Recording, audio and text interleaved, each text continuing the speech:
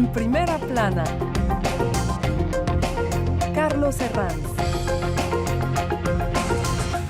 Bienvenidos en Primera Plana, un programa de Radio Francia Internacional y de France 24. Esta semana ponemos el foco en un tema deportivo, la carrera ciclista por excelencia que este mes de julio se disputa aquí en Francia, el Tour de Francia. Para ello nos acompañan en este estudio Damien Lemaitre, periodista deportivo en el diario L'Équipe. Bienvenido, Damien. Muy buenas. Mi compañera Ana María Ospina, periodista deportiva aquí en Radio Francia Internacional. Bienvenida. Gracias. Y Benoît Vitek, periodista deportivo especializado en ciclismo. Bienvenido. Muchas gracias, muy buenas a todos. El Tour de Francia ya en marcha hoy en Primera Plana. 3.350 kilómetros en bicicleta, 21 etapas, 2 contrarreloj individuales, 5 llegadas en alto. Son las cifras de la edición de este año del Tour de Francia que arrancó el pasado 1 de julio. No en Francia arrancó, sino en Copenhague, en Dinamarca. La llegada será el 24 de julio, como siempre, a los Campos Elíseos aquí en París. Un espectáculo deportivo, la prueba ciclista más prestigiosa del mundo, pero también un escaparate y una vitrina para Francia hacia el mundo. Sus regiones, su turismo, la economía, de ello también hay mucho en el Tour, que ya cumple con esta su edición número 109. Vamos a analizar también el papel de los corredores latinos, colombianos, este año en la prueba, y también el primer Tour femenino que arrancará el 24 de julio. Antes de ello, portadas. Diario L'Équipe, el diario de mi compañero Damián.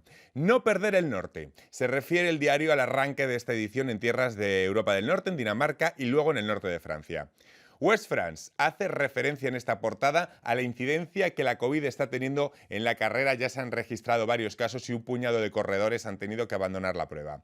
Y la revista especializada Cycling Magazine dedica su portada al vigente campeón, el esloveno Tadej Pogačar. En caso de que gane este Tour, sería el tercero antes de cumplir 24 años, toda una hazaña. Bueno, Damián, la COVID, el arranque en Dinamarca, el todos contra Pogačar, contra el favorito con el esloveno. ¿Con qué titulares nos quedamos en esta edición que llega ya a su Ecuador?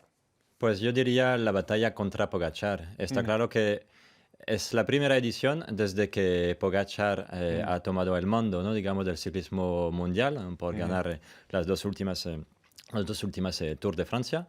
Es la primera vez que Pogačar realmente tiene rivales que le pueden robar, digamos, su título de mejor ciclista del mundo actualmente. Ana, titulares. Han llegado las etapas de los Alpes y de repente ha llegado esa inyección de emoción, ¿no?, a la prueba, desde todos contra Pogačar. Lo que teníamos miedo es que fuera una etapa un poco monótona, por lo visto en los 2 años anteriores, que Pogačar fuera el amo y señor. Sigue siendo el amo y señor. Lejos de eso, no hay que nunca darlo por vencido y va a combatir eso. Pero lo que vimos en los Alpes fue una muestra de que tanto Vingegaard con Jumbo y otros corredores pues no se la van a dejar fácil. Si él quiere ser el mejor, pues le tiene que ganar a ellos y se anuncia una batalla bastante intensa en la tercera semana. Señalemos Vingegaard, el danés, que es el actual maillot amarillo. Ustedes me corrigen porque yo no estoy puesto en ciclismo, para eso les tengo a ustedes. Benoît, todos contra Pogačar. Y por fin sucediendo.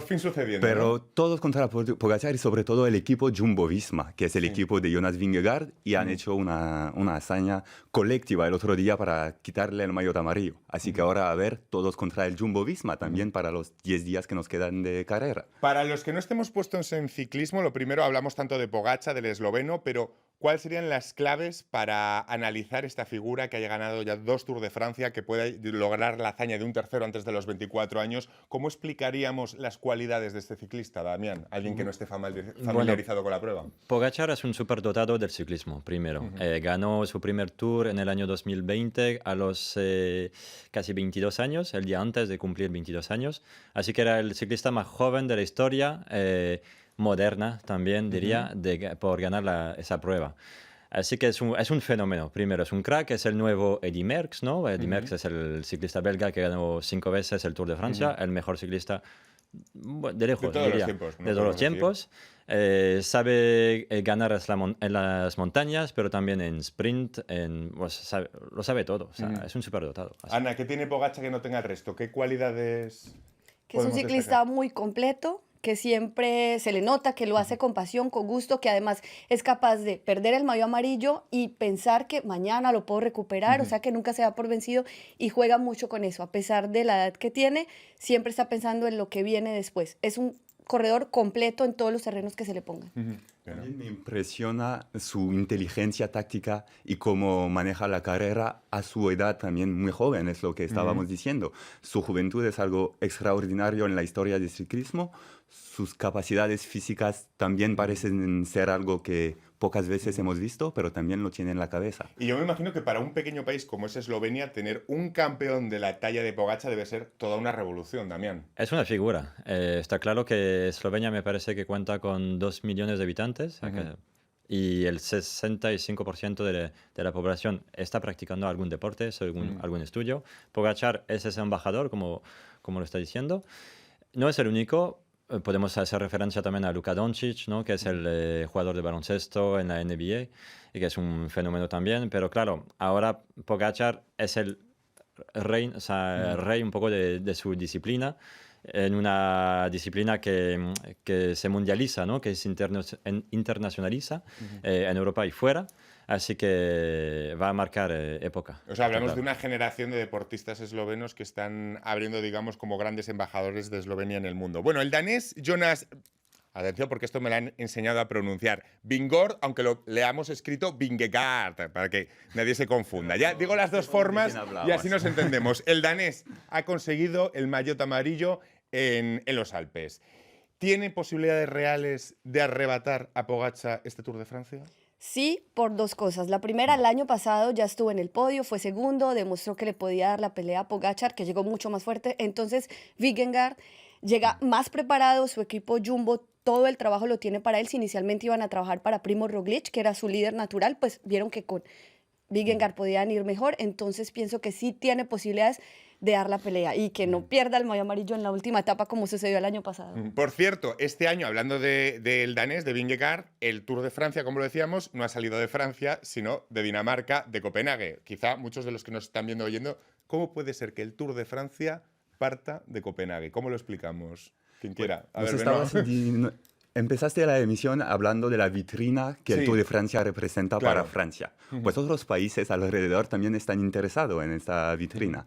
Y ya son casi 70 años, desde los años 50.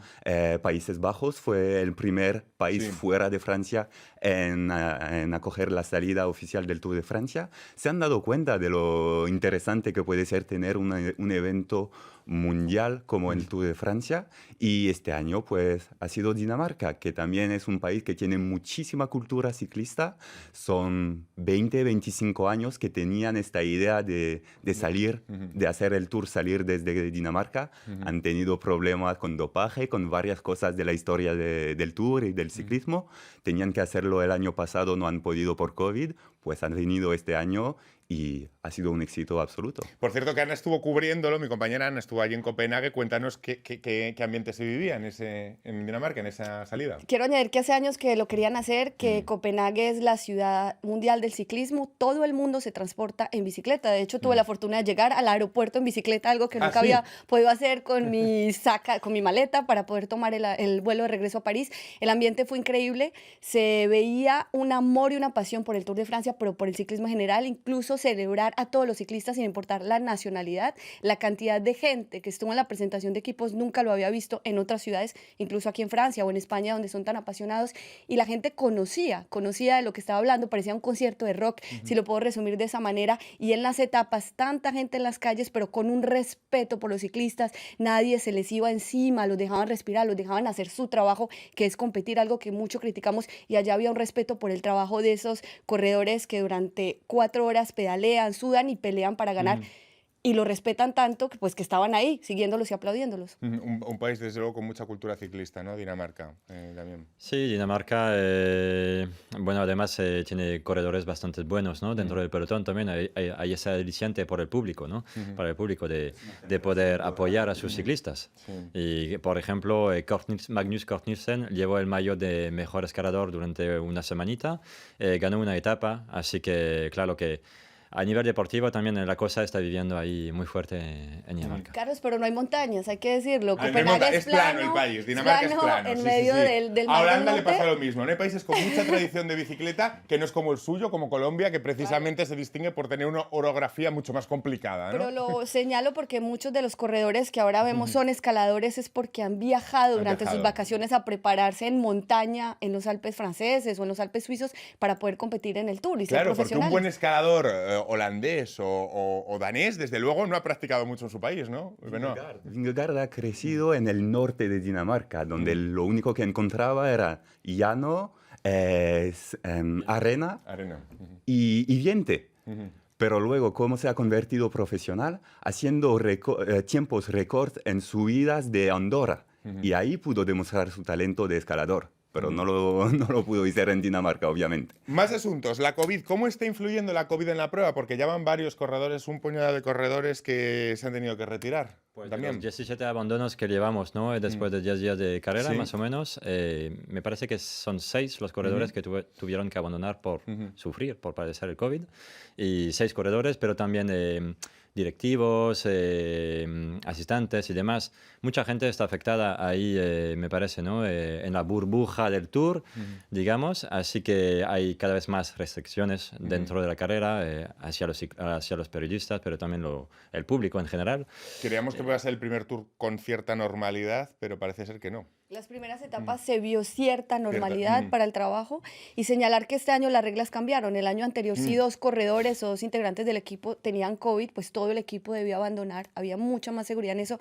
Este año... Es el caso del equipo de Tadej Pogačar, que han Por tenido ejemplo. 2 corredores que tuvieron que retirarse. El manager también se ha ido de la carrera y tienen otro corredor que ha dado positivo, pero con nivel de infección bastante bajo para que no represente un peligro para los otros alrededor. Así que siguen aún teniendo 2 positivos y aún más que en años precedentes hubiera significado nos vamos a casa. Y ahora significa de pronto correr menos como equipo y buscar otra estrategia. Además, el Tour ha aconsejado a los ciclistas evitar selfies y autógrafos por la COVID ante el aumento de casos, algo que parecía increíble hace un mes, pero la Unión Ciclista Internacional, por lo que se ve, ha reactualizado el protocolo, ¿no? Si no me equivoco. Claro, los casos subieron tanto que durante las primeras etapas había mucha más libertad, lo señalaba en Copenhague, estaban los ciclistas más cerca de su público, pero tuvieron que tomar esta medida para evitar que pues, se vuelva un problema ya hacia el final del Tour, ya llegando a la mitad. Ante el aumento de contagios también que estamos viviendo aquí en Europa. Me quedan muchas cosas por preguntarles, entre ellos el Tour de Francia femenino, que por lo que se ve va a empezar justo el 24 de julio, cuando acabe el masculino.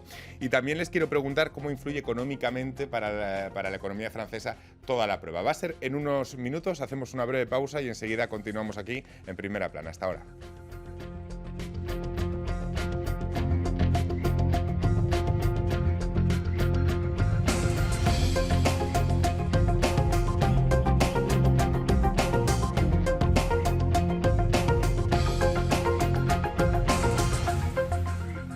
RFI, la selección del mes. Bodhisattva et Dino de Santiago.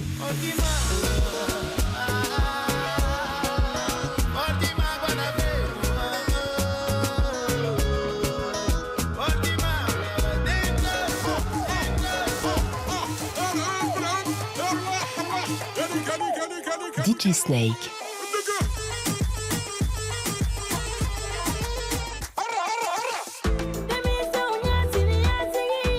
Vesco et Maimouna Soumbounou.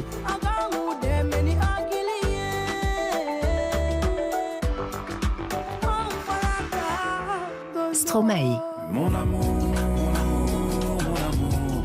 tu sais qu'il n'y a que toi et que je t'aimerai pour toujours, pour toujours.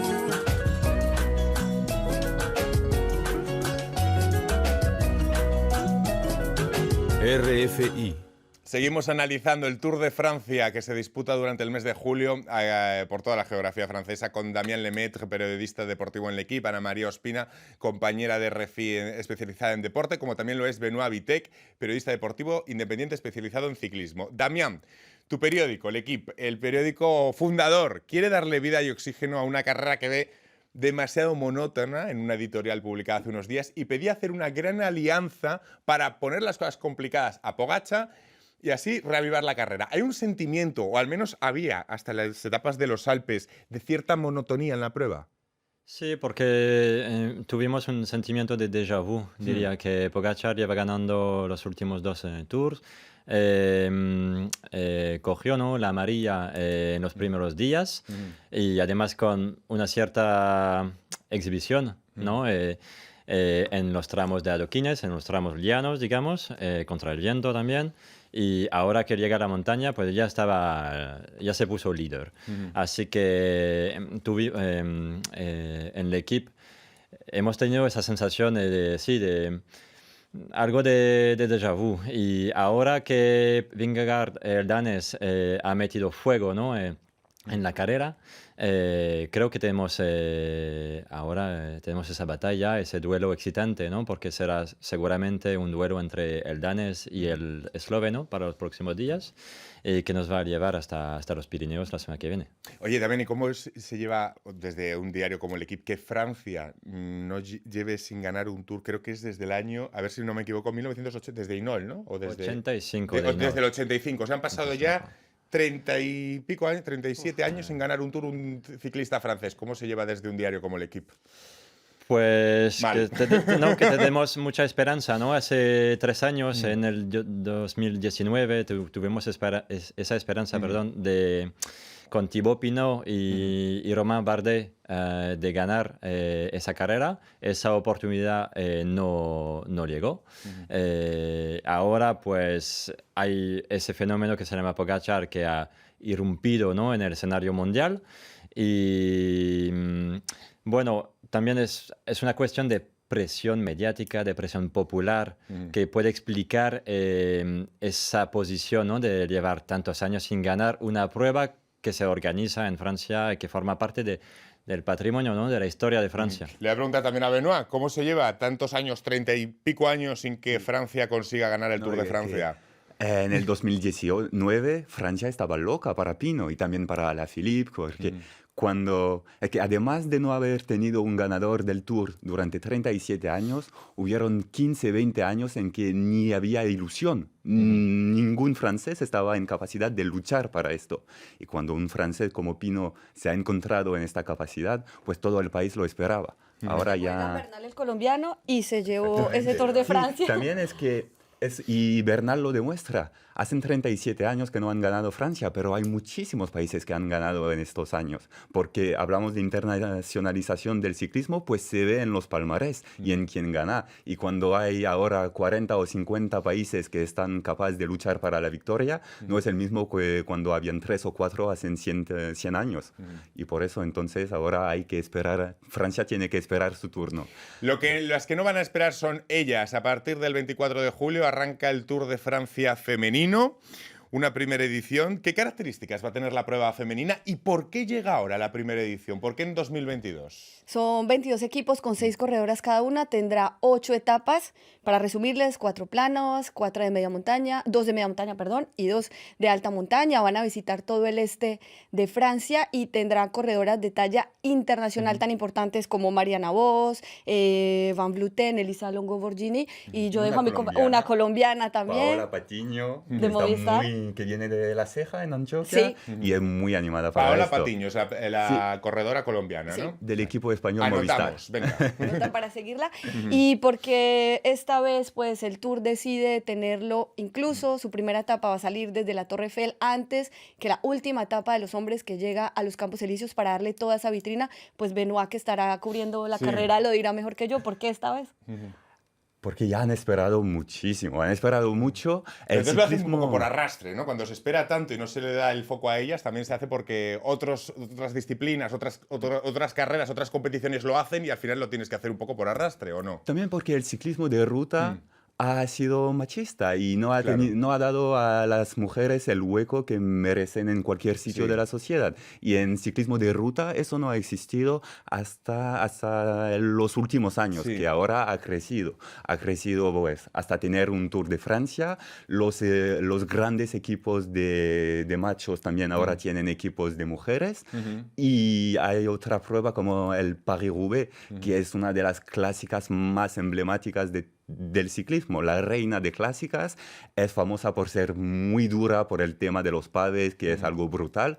Pues las mujeres han tenido el primer París-Roubaix femenino el año pasado y han demostrado que están capaces de hacer eso. Eso también lo que decía Paola Patiño. Yo hablé con ella el mes pasado y me decía que cuando empezó ciclismo lo hizo con una figura local, Hernando Gaviria, que es el padre de Fernando Gaviria, uno de los mejores velocistas del momento.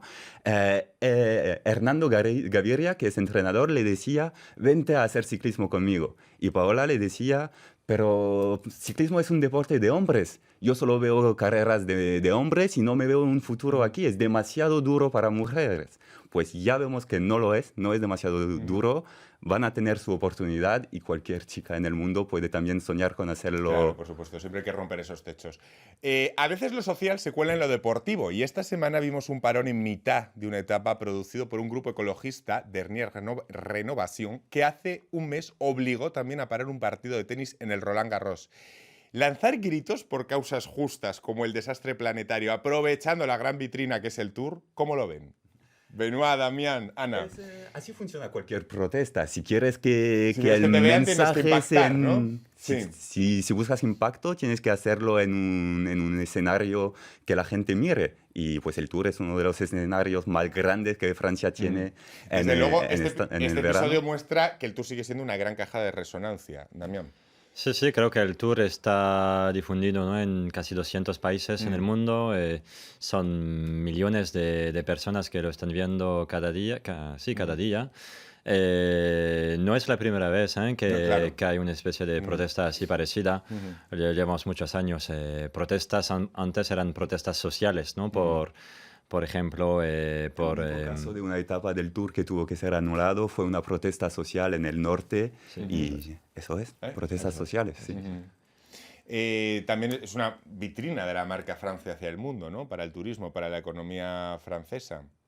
Me gustaría que explicáramos también cómo se diseña un Tour de Francia, el recorrido de un Tour, las ciudades por las que pasa, qué criterios hay candidaturas, cómo se organiza esto, Damián. Igual podemos exponer algunos argumentos cada uno. Venga. Y, por ejemplo, hay una regla, ¿no?, que forma parte un poco de esa historia del Tour, que es la alternativa entre los Alpes y los Pirineos, que son las dos principales dificultades, ¿no?, de las montañas de Francia. Que siempre tienen que estar en ese trazado. Sí, casi sí. Primero los Alpes y luego los Pirineos y al año siguiente al revés. Al revés. ¿no? Ah, vale. A partir de ahí ya se construye un poco el mapa. Vale, de Luego- acuerdo. Sí, también pues sí, hay candidaturas. Casi cualquier ciudad de Francia pide que el Tour llegue en su ciudad. Así que Thierry Gouvenou, que es el director de la carrera y también diseña el recorrido, pues con Christian Prudhomme, director del Tour de Francia, dicen, ok, el año que venga tenemos que ir por lo menos a... Pues, acabamos en París, pero tenemos que ir a Marsella, tenemos que hacer el Tourmalet y Bordeaux. Y luego Gouvenou está, ok, ¿cómo voy a hacer algo interesante en el plan deportivo sabiendo que tengo que cruzar estas 4 o Exacto. 5 ciudades? Y él lo va manejando así, pensando en las obligaciones que le dan porque tiene que ir a tal ciudad y tal ciudad, y luego él quiere hacer algo interesante en el plan deportivo y en este plan deportivo ha cambiado mucho la manera de pensar el Tour en los últimos años para que la carrera esté excitante cada día. Porque hay que Ana. darle espacio a cada corredor. Si eso, hay buenos velocistas, entonces que tengan etapas planas, buenos escaladores tengan más etapas de montaña con mayor dificultad. Y ya lo que es en cada ciudad que finalmente es elegida, se le avisa con años de anterioridad para que tenga la posibilidad de prepararse tanto económicamente como logísticamente, porque debe recibir la caravana del Tour, que no es pequeña. Entonces, para la propia ciudad es digamos, un desafío particular poder participar del Tour de Francia. Y su La responsabilidad, la ciudad seguridad. paga y se encarga de todo lo que es seguridad y de dar a la organización y a la carrera lo que necesita en temas de infraestructuras. Claro, ciudades, habláis de ciudades de llegada, pero también el Tour pasa por pueblitos pequeños donde no hay ni un cajero automático y tienen que recibir toda esa infraestructura, que me imagino que el impacto deberá ser tremendo. Tanto que económicamente para esos pequeños pueblos, muchas personas que ven el Tour de Francia, la comodidad de sus casas, dicen, mira, esto se ve bonito, el próximo año voy allá, ¿por qué no? Entonces también les ayuda a mover su economía, así tengan una inversión al principio de costos de organización, ellos lo ven tiempo después, que es una ciudad que se hace conocer en el mundo y económicamente recibe mucho impacto. Dame. Benoît. Y pueblitos así a veces se hacen más al nivel del departamento y el departamento va a tener un acuerdo con la organización del tour diciendo pues yo me encargo, yo pago y pues este año quiero una etapa en esta ciudad, el año que venga vamos a esta otra y tal y tal y tal. Así funciona por ejemplo para la salida de la última etapa del tour, que desde unos años sale siempre del departamento de Yvelines y va a ser el caso para unos años más y luego tendrán otro acuerdo con otro departamento. Es esa magia del tour, ¿no? Que es uno de los pocos eventos a nivel mundial que puede llegar a la puerta de tu casa, incluso cuando uno vive en un pueblecito de Francia o incluso fuera, ¿no? Que el año que viene, por ejemplo, saldrá de Bilbao y pasará por pueblecitos de Vizcaya. Y va a ser de las mejores fiestas que hemos conocido en el tour. Oye, yo me imagino que con 20 etapas y un prólogo nunca queda suficiente espacio o tiempo para contar el anecdotario, la cantidad de historias personales que pueden vivir los periodistas que cubren el Tour de Francia, de anécdotas. ¿Qué podéis contar? Así, algo rápido. Es que si tomas un día como el de ayer en el Alpe d'Huez, pues tienes anécdotas para un mes entero. Claro. No sé si es ayer o el día de antes que Wout van Aert, que es una de las superestrellas de este tour este año, está bajando el último puerto, pues lo está bajando después de la etapa, ya ha acabado su día, lo está bajando en su bici con su maillot verde, que significa que es uno de los mejores de la carrera, y se encuentra con tíos al lado de la carretera, se para y están cambiando ruedas, así que tienes uno de los mayores campeones del deporte cambiando una rueda y sus neumáticos con un amateur que solo estaba aquí a mirar el tour. Llega otro inglés que le da aire, una bomba de aire para ayudarle con este incidente mecánico y Van Aert le dice pues mira, sácame el maillot, eso es tuyo. Y así, es que el ciclismo es el deporte en el que cada campeón habla con cada fan. Pues nos quedamos con este apunte de anécdotas. Muchísimas gracias. Ha sido un placer compartir con ustedes, Damián, Ana y Benoît, este tiempo hablando, analizando lo que es el Tour de Francia, más allá de lo deportivo también, lo social, lo económico y el anecdotario que deja la prueba. Muchísimas gracias a los tres y a todos ustedes. Hasta la próxima semana en Primera Plana. Gracias.